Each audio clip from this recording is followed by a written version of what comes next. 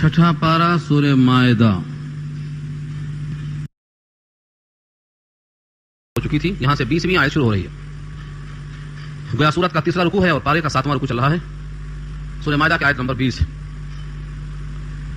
آپ کو اس سے پہلے سبق میں یہ بات معلوم ہوئی کہ زمانہ فطرت جو حضرت عیسیٰ اور محمد مصطفیٰ صلی اللہ علیہ وسلم کے درمیان 500 برس ہے اور امام بخاری کے قول کے مطابق 600 برس ہے. اس کو زمانہ فطرت کہتے ہیں. اس زمانہ فطرت کے بعد نبی کا آنا اللہ کی عظیم نعمت ہے کہ آپ بشیر و نذیر بن کر آئے اور ہر شے پہ قادر ہے اللہ، جب جس کو چاہے بھیج سکتا ہے. اتنے طویل وقفے کے بعد ایسے عظیم نبی کا آنا بڑی نعمت ہے، قدر کر لو. یہ ہے تنبیہ مکہ والوں کے لیے. اگر مکے والوں نے نبی کی قدر نہ کی اتنے وقفے سے آنے کے باوجود، تو یہ ایسا ہی ہے کہ جیسے موسیٰ علیہ السلام نے اپنی قوم سے کہا تھا کہ تمہارا دشمن دریائے نیل میں غرق ہو گیا اور تم کو اللہ نے فرعون کے تمام مال جائیداد کا وارث بنا دیا اور تم سے وعدہ کیا کہ اگلا شہر مصر کی طرح شام بھی تمہارے قبضے میں آنے والا ہے.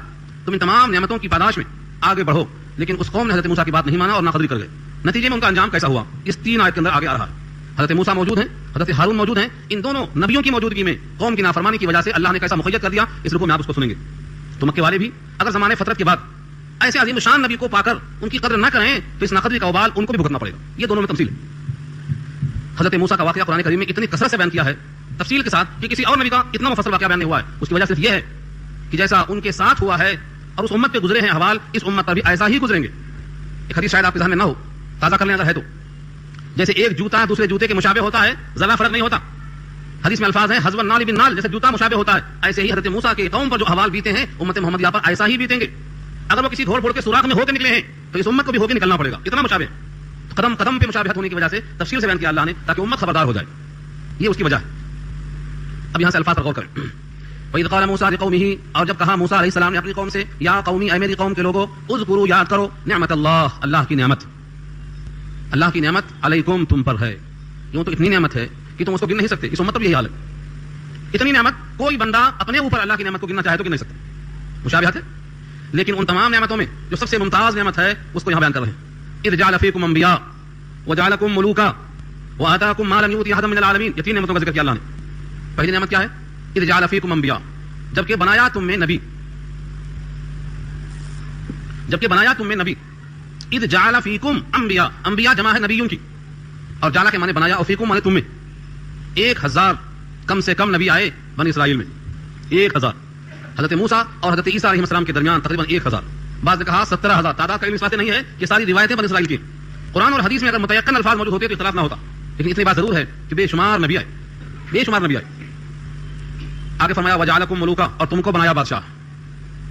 یہاں 2 لفظوں میں تھوڑا سا گہرائی کے ساتھ غور کریں آپ. یہ نہیں کہا اذ جعل فیکم انبیاء کے بجائے اذ جعلکم انبیاء.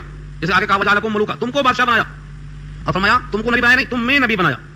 کیونکہ نبی ہر ایک نہیں ہو سکتا. نبی ایک ہوگا، اس کے متبعین زیادہ ہوں گے، اتباع کرنے والے زیادہ ہوں گے. اس لیے فرمایا اذ جعل فیکم انبیاء، تم میں بنایا نبی. یعنی تمہارے لیے ایسا انتظام کیا کہ نبی تمہارے ساتھ ساتھ تمہاری نسل میں سے تم ان کی اتباع کر کے مقام تک پہنچ سکتے. آگے فرمایا وجعلکم ملوکا، تم کو بادشاہ بنایا. حقیقت یہ ہے کہ پوری قوم بادشاہ نہیں بن سکتی، لیکن فرمایا تم کو بادشاہ بنایا. پوری قوم کو بادشاہ بنایا کیسے ہو سکتا ہے؟ پھر رعایا کون سے تھے؟ اگر سب کے سب بادشاہ ہیں تو رعایا کدھر گئی؟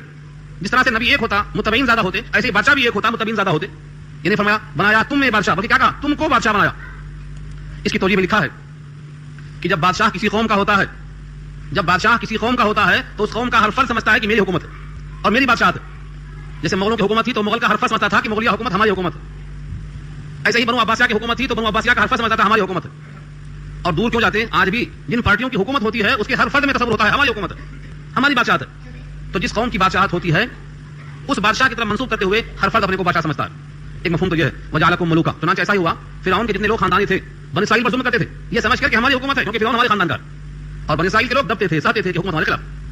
تو یہ اللہ کا احسان ہوا کہ بادشاہوں کو ان میں بنایا اللہ نے. حضرت یوسف بادشاہ ہوئے، انہی میں گزرے ہیں وہ، اللہ نے بادشاہ بنایا ان کو. یہ اللہ کا احسان ہے کہ کنویں سے نکال کر بادشاہ بنایا. اور ملک مصر سے فرعون کو مال لشکر کے نکال کے ڈبا دیا اور پورے مصر کا ان کو حاکم بنا دیا. اس اللہ کا احسان ہے.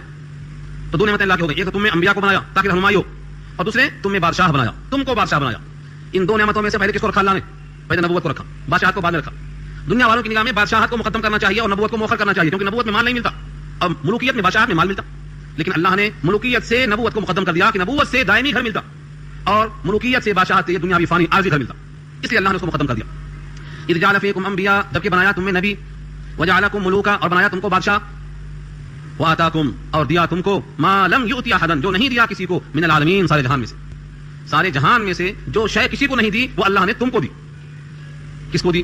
بنی اسرائیل کو دیا. زمانے فطرت میں کیا کیا دیا اللہ نے؟ آپ کو معلوم ہے من اور سلوا کسی قوم پر آیا. انہوں نے کہا ہمیں دھوپ لگتی ہے تو بادل کا چھاؤں بنایا, پیاس لگتی ہے پانی نہیں ہے تو ایک مخصوص پتھر تھا حضرت موسیٰ کے پاس, وہ اپنی لاٹھی کو اس پتھر پہ مارتے تو 12 چشمے نکلتے, اور رات میں کہتے ہیں اندھیرا ہے تو اللہ تعالیٰ نے ایک لمبا سا مینار بنا دیا, مینار سے روشنی آتی. کائنات میں کوئی ہے دعویدار کہ ہم کو یہ سب حاصل ہوا ہے؟ راتوں میں روشنی کا مینار, اور دھوپ میں بادلوں کا سائبان, اور بھوک لگی تو من اور سلوا, اور پیاس لگی تو پتھروں سے چشمہ.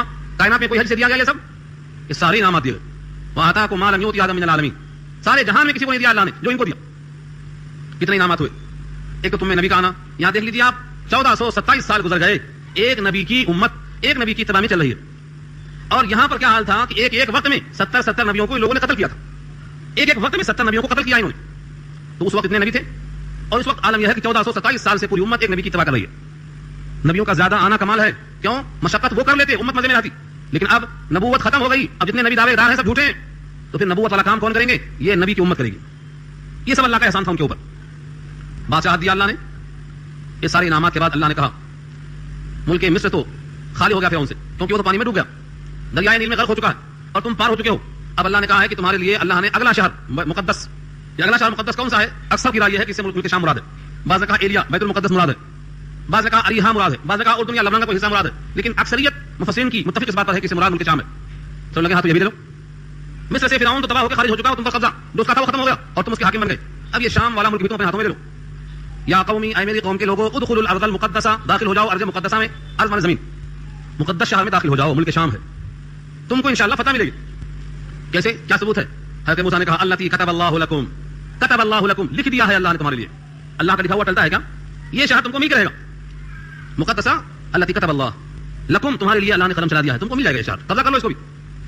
ولا ترتدوا, اور پلٹ کر پیچھے مت جاؤ. الا ادبارکم, اپنے دبر اور پیٹھ کے بل مت دیکھو. فتنقلبوا خاسرین, بس تم پلٹو گے خسارے والے ہو کر. چلو قبضہ کر لو, ہمت مت ہارو. زیادہ سے زیادہ کیا ہوتا؟ خون بہتا, قتل ہوتا, خونریزی ہوتی, یہی تو ہوتا. اللہ کی طرف سے بشارت تھی کہ تم پر قبضہ تم کو ملے گا. لیکن پوری قوم نے کہا ٹھیک ہے, پہلے ہم نمائندہ بھیج کر دیکھ لیں کہ یہاں پر رہتے کون لوگ ہیں, ان سے مقابلہ کیسے کیا جائے گا. اپنے 12 سرداروں کو منتخب کیا اور کہا دیکھ آؤ. یہ ملک شام کے قریب جب پہنچے 12 کے 12, تو وہاں ایک آدمی شہر کے باہر ٹہل رہا تھا. اس نے ان 12 کو پکڑ لیا اکیلے, کتنا طاقتور مضبوط, کہ ان 12 کو گرفتار کر لیا اور لے کے چلا گیا ملک شام میں. وہاں کی جو قوم تھی اس کا نام تھا عمالقہ. قوم عمالقہ اتنی مضبوط, اتنی توانا, اتنی تندرست, اتنی ڈیل ڈول والی, جسامت والی, لمبی ترنگی, کہ بعض مفسرین کہتے ہیں کہ یہ قوم عاد کا بقایا تھی.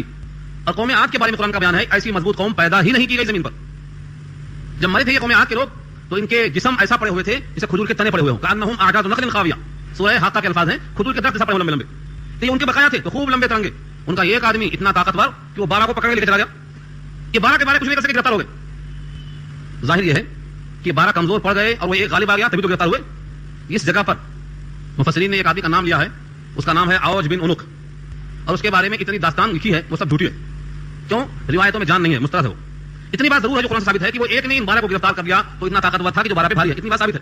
لیکن آگے جو لکھا ہے لوگوں نے کہ وہ اتنا لمبا تھا کہ زمین سے تالاب سے مچھلی پکڑتا تھا اور سورج میں بھونتا تھا اور کھاتا تھا, اس قسم کی باتیں لکھی ہیں. یہ سب پٹانگ ہے, کوئی ثبوت نہیں ان چیزوں کا. یہ 12 کے 12 جب پہنچے قوم عمالقہ کے دربار میں, بادشاہ کے سامنے پیشی ہوئی. کہا جاسوس ہے, یہ جاسوس آئے ہوئے ہیں, اور سزا کیا ہوگی؟ تو قتل کرنے کو پیشی ہوئی. مشورہ ہوا کہ قتل کرنا اچھا نہیں ہے, قتل کر دیں گے تو قصہ ہی ختم ہو جائے گا, اور اگر ان کو چھوڑ دیں گے تو یہ جا کے سچی گواہی وہاں دیں گے کہ ہم نے دیکھا ہے یہ بڑے لمبے ترنگے مضبوط لوگوں کو, قد آور لوگوں کو, ان سے لڑنا کوئی آسان کام نہیں ہے. نتیجہ ہوگا پوری قوم بزدل ہو جائے گی, پوری قوم کی ہوا اکھڑ جائے گی. یہ ہمارے نمائندے, ہمارے گواہ, ہمارے پورے حالات کو بیان کرنے والے نمائندے ہوں گے, ان کو چھوڑنے میں زیادہ فائدہ ہے, تو جنگ چل جائے گی. انہوں نے اس 12 کو چھوڑ دیا, رہا کر دیا. سب خوشی ہوئی, جان بچی لاکھوں پائے, بھاگے بھاگے آئے. سب سے پہلے آ کر حضرت موسیٰ سے بیان کیا. ایسا واقعہ ہے. حضرت موسیٰ نے کہا دیکھو جو بھی گزرا ہے اور وہ قوم کیسی بھی ہے, اللہ کا وعدہ ہے, کتب اللہ لکم, تم کو فتح ملے گی. یہ وعدہ سچا ہے, مل کے رہے گی. لیکن اگر تم یہ پورے حوال بیان کریں گے تو پوری قوم بزدل ہو جائے گی اور لڑنے کی ہمت نہیں کرے گی. اس لیے بہتر یہ ہے کہ تم کسی سے بیان نہیں کرنا, سب خاموش. لیکن لوگ کہتے ہیں کہ پیٹ میں اگر آدمی بیان نہ کرے تو اس کو تکلیف ہوتی ہے. یہ 12 میں سے صرف 2 رہ گئے وفادار جو نہیں بیان کر سکے کسی سے. بقیہ 10 کے 10 نے کہا ٹھیک ہے کسی سے بیان نہیں کریں گے, اپنے دوست سے کہہ دیں گے.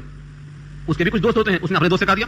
نتیجہ یہ ہوا کہ 2 آدمی نے بیان نہیں کیا لیکن 10 نے بیان کر دیا, اور 10 کے اگر ایک دوست تھے تو 20 ہو گئے, اور ان کے ایک سے 40 ہو گئے. نتیجہ یہ ہوا کہ پوری قوم میں افواہ پھیل گئی کہ قوم عمالقہ بڑی طاقتور ہے اور بڑی مضبوط ہے, ہم ان سے مقابلہ نہیں کر سکتے. وہ 2 جو خصوصی نمائندے وفادار تھے جن کی زبان بند تھی وہ یوشع ابن نون ہے, یوشع ابن نون, اور دوسرے ان کے ایک ساتھی تھے غالب ان کا نام بتایا جاتا ہے غالب ابن یوخنا.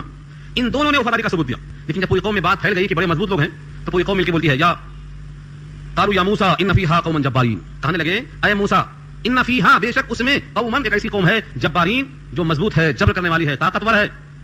مضبوط قوم سے لڑنا ہمارے بس کی بات نہیں ہے. یہ پورے لوگوں نے بیان دیا. کس بنیاد پر؟ وہ 10 نمائندوں کی بنیاد پر. قالوا کہنے لگے یا موسیٰ اے موسیٰ ان فیہا بے شک اس میں تو ہیں قوما جبارین بڑے زبردست آدمی ہیں, مضبوط ہیں. وَإِنَّا لَن نَدْخُلَهَا اور بے شک ہم ہرگز داخل نہیں ہوں گے اس شہر میں حتی یخرجوا فیہا حتی یخرجوا منہا یہاں تک کہ وہ اس میں سے نکل پڑیں. تو خود بخود کیسے نکلیں گے؟ جب قوم جابر ہے, مضبوط ہے, ان کا اپنا شہر ہے, اس میں وہ جمے ہوئے مضبوط ہیں, وہ خود کیسے نکلیں گے؟ لیکن قوم کہتی ہے حتی یخرجوا منہا, جب تک وہ وہاں سے نہ نکلیں ہم داخل نہیں ہوں گے. فَإِن يَخْرُجُوا مِنْهَا بس اگر وہ وہاں سے نکلیں فَإِنَّا دَاخِلُونَ تو ہم ضرور داخل ہوں گے. قوم کا یہ حال تھا. پوری قوم کو یہاں پھسل گئی. کہتے ہیں آدمی میدان بعد میں ہارتا, پہلے فکر اس کی ہار جاتی ہے. یہ ہے اگر 10 نے بیان نہ کیا ہوتا تو قوم بزدل نہ ہوتی, یہ تو پہلے ہار چکے. نفسیاتی شکست بولتے اسی کو. قوت فکر و عمل پہلے فنا ہوتی ہے, تب کسی قوم کی شوکت پہ زوال آتا ہے. آج پوری قوم سوچنے میں کمزور پڑ گئی, مردہ ہو گئی. کیا بولتی ہے ہم دعائیں کرتے رہیں گے, ہم کسی کام کے لائق نہیں ہیں. وہ دعائیں بھی کیسی ہیں؟ پہلے دعاؤں میں جان آنے کے لیے غذاؤں کا حال دیکھ لو, غذائیں کیسی کھا رہے ہیں ہم. ہاں غذائیں صحیح ہوں گی, دعائیں صحیح ہوں گی, تو دعا کرنے کے لائق بھی تو ہم نہیں بچے. تو پہلے آدمی کی فکر مغلوب ہو گئی, پوری قوم ہار مان چکی, ہم داخل نہیں ہوں گے. اب ان کو سمجھانے کے لیے 2 آدمی آگے بڑھتے ہیں قوم میں سے. قال رجلان کہا 2 آدمیوں نے من الذین ان لوگوں میں سے یخافون جو ڈرتے تھے. کس سے ڈرتے تھے؟ یہاں نہیں ذکر ہے. یخافون ڈرتے تھے بس. یہ 2 آدمی کس سے ڈرتے تھے؟ اللہ تعالیٰ نے مفعول کا ذکر نہیں کیا کہ ڈرتے کس سے تھے. کیوں؟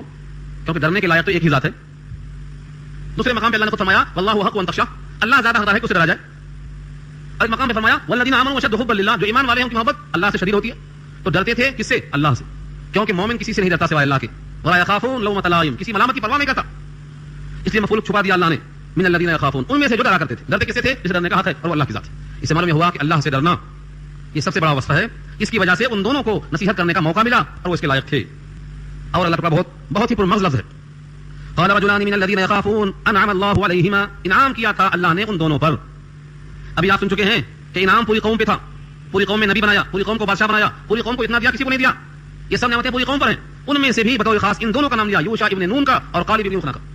ان دونوں پر اللہ نے کیا انعام کیا؟ انعم اللہ نے انعام کیا تھا. کیا انعام کیا تھا اللہ نے ان کو پر؟ یہاں پر وہ مفعول پوشیدہ ہے, انعم اللہ علیہما, اللہ نے ان دونوں پہ انعام کیا تھا. پہلا انعام یہ کہ ان کو توفیق دیا کہ وہ اپنے نبی کی اتباع میں لگے رہے, راز کو فاش نہیں کیا. دوسرا انعام یہ کیا کہ جب پوری قوم بزدل ہو گئی تو ان کو نصیحت کرنے کے لیے آگے بڑھ گئے. تیسرا انعام یہ کیا کہ مضبوط قوم سامنے ہے پھر بھی بھروسے پر اللہ کے مقابلے کرنے کی ہمت اور جرأت کر لیا. یہ سب اللہ کا انعام ہے. نیکی کرنا, نیکی پہ ڈٹنا, انبیاء کی اتباع کرنا, یہ ایسا انعام ہے کہ بندہ از خود نہیں کر سکتا. یہاں سے معلوم ہوا کہ اگر کوئی نبی کی اتباع کرتا ہے تو وہ غرور نہ کرے کہ میرا اپنا کسب ہے. انعام اللہ کا انعام ہے. نبیوں کی اتباع کرنا, سنت کی پیروی کرنا حقیقت اللہ کا انعام ہے. کوئی سمجھے اور کوشش کرے اور یہ سمجھے کہ میرا اپنا کسب ہے تو غرور پیدا ہوگا, اور یہ خیال آئے کہ مجھ پر اللہ کا انعام ہے جو مجھ سے اس نے کام لے لیا تو غرور پیدا نہیں ہوگا. انعام اللہ علیہم.